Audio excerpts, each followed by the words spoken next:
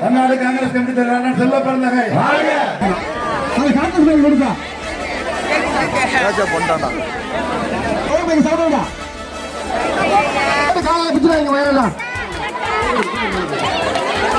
Hello கொஞ்சம் hello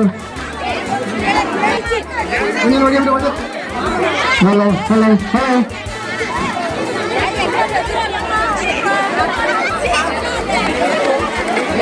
hello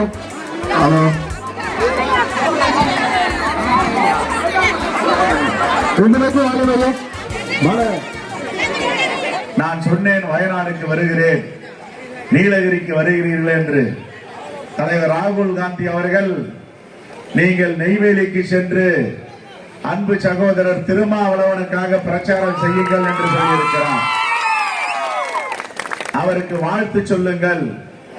அவர் பெருவாரியான வாக்கு வித்தியாசத்தில் வெற்றி பெற வேண்டும் என்று தலைவர் ராகுல் காந்தி அவர்கள் வாழ்த்து செய்தியை அனுப்பியிருக்கிறார்.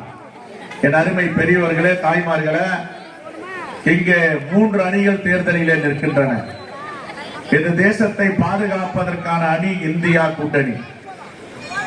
இந்த இந்தியா கூட்டணியின்